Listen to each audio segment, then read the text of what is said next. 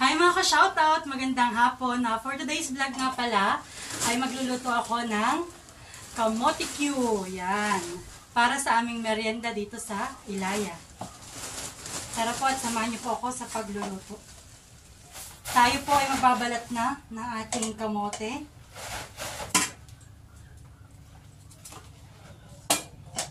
Ito pala na yung orange yan eh. Maganda po ang kulay. Oh. Kulay orange.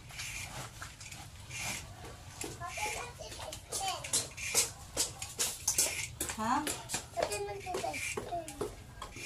Nakain ka ba ganito? Ha? Yung sa tanim ng mga mama. Ito pinilisan ko.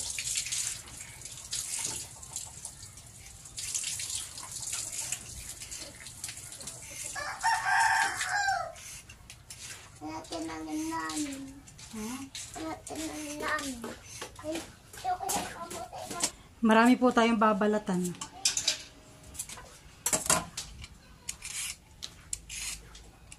Anong ginagawa mo tayo, Maloy?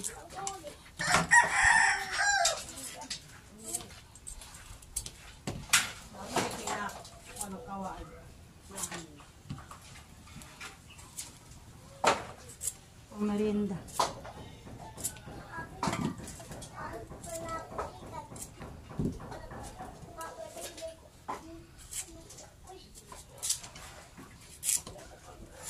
May orange. Ayan.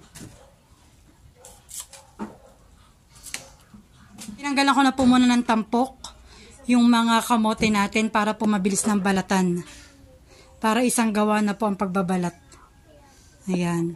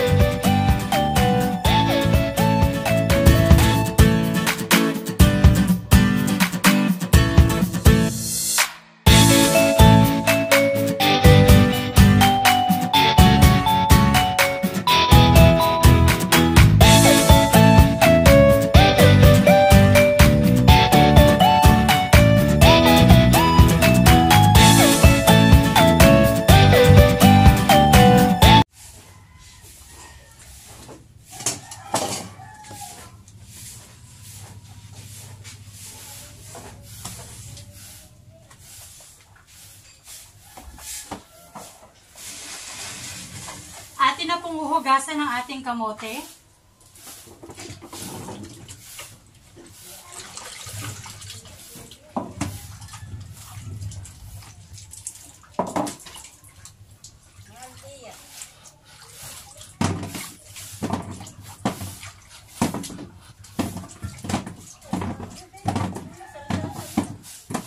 Kasi maloy. Pagkatapos po nating hugasan, atin na pong hihiwa-hiwain. Po, tayo po maghihiwa-hiwa na ng ating ipiprito. Siguro po tama na yung cut into half. Nanay, pwede na gito kakapalpuhan eh.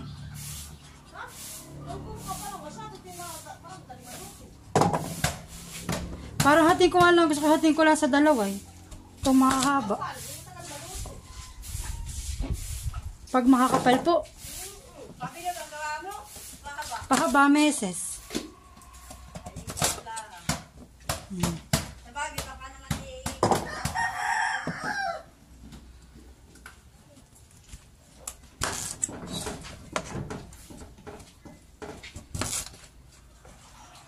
Itong merienda.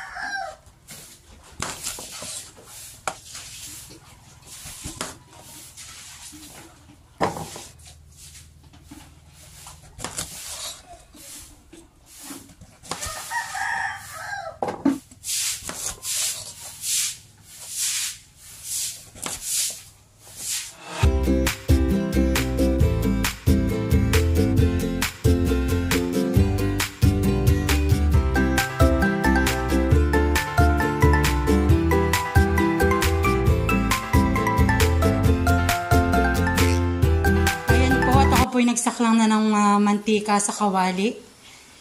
Ito po ay pinaglutuan lang din kahapon nila nanay ng banana Q. So may natira po silang sugar sa kawali. At bali dinagdagan ko na lang po ng mantika. Hintayin na lang po nating uminit para mailagay na natin ang ating kamote.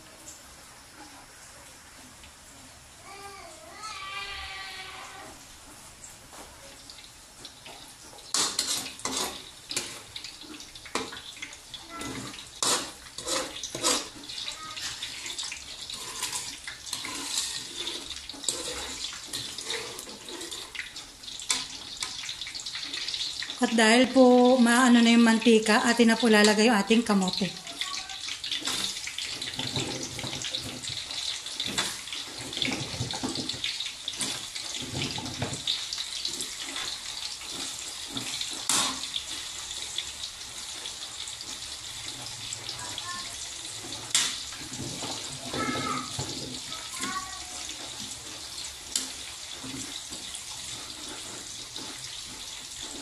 Masarap po ito ngayon ay medyo maulan-ulan ang panahon. Masarap pong pang merienda. At pagkatapos po natin ilagay ang ating kamote, lalagyan natin po natin ng brown sugar.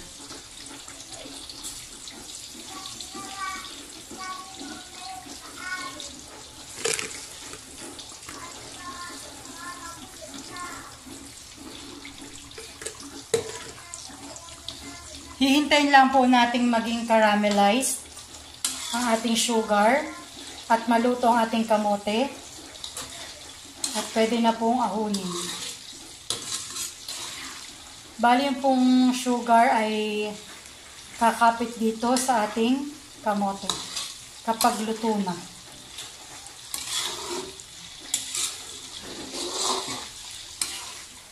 At kapit na po ang sugar, ang asukal sa ating kamote. Kung makikita ninyo, yung pinakang caramelized po ng asukal na naluto dahil sa mantika. Ayan po, inintay po lang natin maging kulay brown pa para po atin ang maahon. Ayan, sarap. Kita-kita naman po dito, hindi pa po siya brown. Na hindi po halata dito sa dilaw. Dito na lang po ako natingin sa white na kamote. Kapag brown na. At pwede nang ahonin.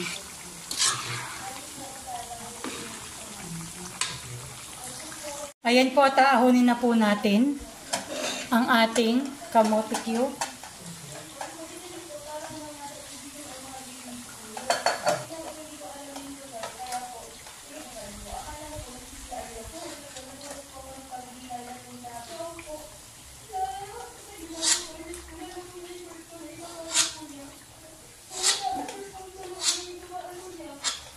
So, wow! Sarap! Luto na ang ating kamote cube. So, may pangalawang saklang pa po tayo dito. At atin na rin po lulutuin. So, ito na po yung pangalawang saklang.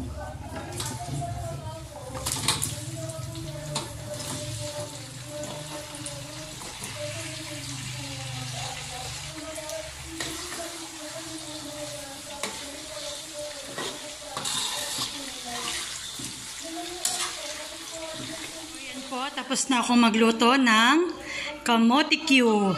At kakain na kami ng merienda. Tara po at samahan nyo kami sa pagkain. So, kain na po tayo. Doon na punta, office ng buyer. Ngayong pong gabi, sir. Ngayong gabi? Binitira po namin ito para kina Ate Malin. Punta siya doon para doon po sila mag-uusap. Kasi may sulat po yan, sir. Teka muna ba? Bakit siya magkikipag-areglo sa opisina ng rider sa angkas? Hindi dapat po.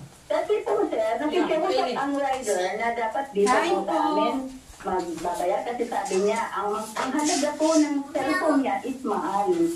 Nagsulat po siya, sir, is 50,000 lahat. Pati yung wala naman na wallet, yung kanyang mga ID. So, anong problema? Sandali lang. Anong problema kung mahal yung sinulat niya na halaga sa reglo ay kung mahal talaga yung cellphone niya? Opo, yun po ang usapan nila ng rider. Kaya ma'am, so go ahead. Go ahead, ma'am. Sige, go ahead. Hindi, kasi medyo pumunting ang tenga ko. Sabi mo, yung amount na hiningi niya mahal. Yes, sir. Labas ka na doon kung ma'am, labas ka na doon kung mahal ang hinihingi niya. Eh kung yung talagang halaga nang nawala sa kanya, pati kasama nga pala. So anong pakialam mo doon? Opo, lakas na po kami dun, sir. Kasi tapos na po kasi sa barangay. Kaya again, do not use that word mahal. It is not for you to make that decision whether mahal ba o hindi ang kanyang hinihinging pangareglo. Because, una, yung cellphone na nawala sa kanya, yung mga gamit na nawala sa kanya, you don't know the value of those things. Plus, yung abala na nangyari sa kanya, so hindi mo kayang kalkulahin yon. Yes, sir. So do not make that assumption agad na mahal. Kasi dalawang beses na sa prostate, kaya siya napunta sa amin dahil nakita niya na parang kinakampiyan ng lahat ng mga kinaukulan, kinakampiyan niya ang cash. Otherwise, kung nakita niya na naging patas ang mga nilalapitan niya mga otoridad, hindi niya kailangan kami dito. Kaya siya pumunta rin sa amin sa last resort. May usapan po sila na dapat ngayon, sir. Ngayong gabi. Eh sabi ko nga, kung gusto niyo na kailangan pa rin kami, i-assist namin doon siya. Ma'am, kaya po kami napatawag sa inyo para i-verify lang kung talagang totoo ng pa-blatter. Yun lang po kailangan namin sa inyo sa matter of fact. Blatter po yan ng 21. 21, napakasaba na po ng panahon. Yes. Napakahaba ng panahon. Anong ibig niyo sabihin doon? Yun, sir, nangyari. Kaya nga, Nadala siya ng mukhang kumakampi ka. Kaya nga, bakit napakahabang panahon? Dahil pinaikot-ikot siya ng angkas. Opo. Kaya nga. Ikot-ikot sila ng angkas. Correct. Bumalik po dito. Pinaikot-ikot siya ng angkas. Pangalawa, yung pulis, kinakampiyan yung angkas. Pangatlo, yung barangay, kinakampiyan yung angkas. Puro kampi-kampi sa angkas. Dahil kung, sabi ko kanina, kung walang pagkakampi ginagawa sa itong mga nilapitan niya at tinulungan siya ng diretsyo, hindi na dapat siya pumunta sa amin ngayon. Kaya nga natagalan kasi gusto niya masolve nang siya lang mismo at mga kasama na yung mister niya na ayusin yung problema. Okay? Opo. Okay. Basta yung pong araw na to sa mamayang gabi, mayroon po silang usapan dapat sa angkas, sa office. Hindi po sabi niyo po nung nung inukaran ako, sabi niyo, ayan nyo na lang, wala naman pong nangyari. Isettle na lang po. Ay, sa'yo? Yung nag-aayos sa amin kahapon. Wala naman din pong naayos eh. Kasi hanggang ngayon po sinasabi po nung angkas, kailangan po namin mag-usap, negotiation pa rin po na hindi naman po natapos dun sa barangay. So, ma'am, sino yung nagsabi na hayaan mo na punta? Kahit nahuparap na, totoo na nangyari. Sabi sir, pumunta po yan dito para magpa-blatter po. Lahat po na blatter niya na nangyayari po, andito lang at blatter. Sige po. So, ma'am, makinig ka. So, nakita niyo na po ang dahilan kung bakit tumagal at bakit niya lang siya pumunta? Depende po sa kanya, sir. Kasi sir, No, makinig ka. Hindi. Kaya tumagal at ngayon na siya pumunta dahil nga pinaikot-ikot siya ng angkas.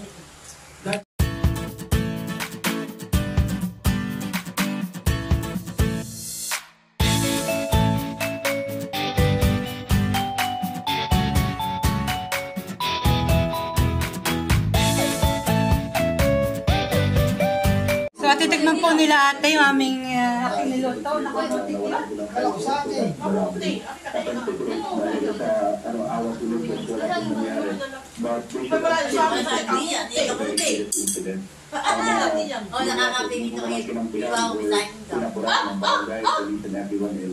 Ito po ang pasray. Nakita ko lang din kung ba't kinakampiyan. Siguro na-ofera. Kasi hindi naman magsasalita yung mga nikapitan ng mga otoridad.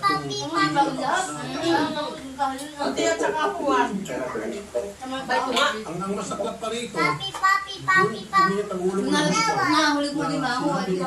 babae ba na sa na total hindi ka naman nagalaw. Yung po yung nangatawang po. Babae. Ito ka na kaya. Kasi nakain. Hindi ako dapat kay babae. May bisita daw. Siguro Ano po, ako po yung pinagalitan, bakit daw po ako nagbubuk ng nakainom. Eh sabi ko po, hindi ko po kasi kabisado yung sa Pasig po, kaya po nag-book ako dahil yun po, hatid po talaga ako direkto po sa amin. Yung ano po sa Karapatan ng Kami nasyon nila sa pasina. ang makbo. Kaya doon pa muna sa akin kung Okay. sa isda Now, ang ba. it's up to the angkas Lasing na yun. to reject or to accept. In this case, kung alam niyang lasing ka, Sabag nga ka, ano ah. bawal sa kanilang patakaran. Hindi mo pa yung angkas. Nasa posta, tinatawag angkas. Hindi na lang sa kanya ng mga katababaho ko po. Wala po po sinabi na may parisunan ako. Sabi lang po niya Diba kasi kung bawal yun, hindi ka na pasasakit. Aalis na siya kasi alam nila. anak ng tubig. And then, lahat naman ng mga tao na sumasakay, whether angkas o grab, sinasabihan ka ng alisin. Diba? Kung nakita nila lasing, bawal ang lasing din sa amin, o bawal yung dala mo mga pagdamento, hindi mo masyado malaki. They have to inform the pasahero. Diba? In this case, wala. Wala po. Okay. So, Atty. Garrett, ano Sasama ko pwedeng, na. hello, nasa si Atty. Garrett? Kami po nanonood ng tulpo. Alright. Binila ko na mga. Captain Lorentes, saan mo kayo pumunta police station? Nagipay na maraming kapartida. Ng Pasig. Oo.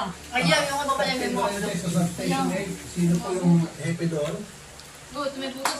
Sir, sa station 8 po na Pasig, Captain Latonga po, sir. Captain na Ay, po. kumali ka dito sa bag. Yung gulay. Okay, so. Meron sila ano? Ba't yung pa siya hindi yan? Yes, Captain. Hindi na, hindi. Gusto mo? Kung ay po sana Magpupunta na kasi hindi tayo sa wat. Nagkuha lang ako ng lima ay. Report po dito sir sa women's section po natin ng anti-deportation sir para umutot na po yung kanyang reklamo. Ano kasi hindi tayo sa wat. Yes. Ano ba? Ba't Tagal na nga po. Opo. So, Walong tagal na po. puno yun. Anong reaction nyo? Mas kailangan sama-sama sa Yun sir, dapat po nung pa lang ano na natin sir, may proseso na po natin. Kaya pwede po siya magpunta po dito sir sa women's section po natin para ma-proseso na po natin. At alam nyo kung bakit natagalan, Captain? Yun nga po sir, nadinig ko po nga sir sa pagkakito kanina, medyo may parang arigluhan daw. Dahil yung mga Pero kasama sila mo i-exam pa kay Kim. at saka yung mga taga-barangay mukhang nakapa nung angkas. Pero nakakalungkot po yung nadidinig po yung captain sa gano'n. Anyway sir, sir, kasi kami po dito sir, hindi po kami nag-tolerate ang ganyan na gawain. So yung mga arito na yan, yung mga pag-aayos yan. Pag-dipiti po yan sir, sa ating maintenance sir. yung paano mo pati natin yung Pero, basis. Captain, para sa kapaganan ng mga kabalo mo, Yung boros, sige yung po. boros. Sabihin mo anong Yung ano na kay Bago? sistema, proseso. Alam ko yun. Halimbawa, meron lumapit dyan sa inyo para magsampa ng kaso. Magreklamo, magpapagod, magsampa ng kaso. Ano yung proseso? Sir, pag may pumunta po sa amin ng pula niya sir. Kung ano po yung gusto niya gawin sir, kung gusto niya po magreklamo, labang po doon sa nare-reklamo niya at kung yung tao po ay subject for arrest pa, gagawin po ng mga polis po natin yun. Ayun. At hindi ninyo i-discourage yung nagreklamo na huwag na magsampa ng kaso kasi napakahaba ng proseso yan, abala lang, etc. etc. Hindi nyo gagawin yan, tama? Po talaga. Yes sir, hindi po natin na yun. Dapat nga po, kailangan kaya natin kasi biktima nga po yan siya, kaya hindi na ganun. So therefore, bakit ginagawa ito? Hindi kayo sir, bakit ginagawa ito ng ibang mga pulis? Yung ganong maling. Pa-investigatin po natin sir, kasi yung pulis po na tinutukoy ni Madam para ho mapaano po natin na hindi dapat gano'n ang pulis. Dapat servisyo po dapat. Sige po, kasamahan po namin dyan sa inyong tanggapan, Captain, pero this time, meron na po mga taga-RTA, maging mga staff ko sa Senado, para masiguro na hindi na po siya ngayon Hindi ka lulugaw mo. isnabil. Kaliwa. Yes sir, yes sir. Ang tubig niya halos. Tulungan. At hindi na siya pwede Ay, yung pinatuwa mo. i-discourage. Ay, hindi na aring magpareto na para matubig. Yun lang. Yes sir, yes sir. Attorney Garrett, Yes po, Senator. so Kaya Monday, nakikita tayo muna. i-resolve ko muna. Ito na lang po natira sa aking second batch na pinrito. Ayan. Yan. So, sobra pong sarap. Yes, sobrang sarap pa nila. Ubus po.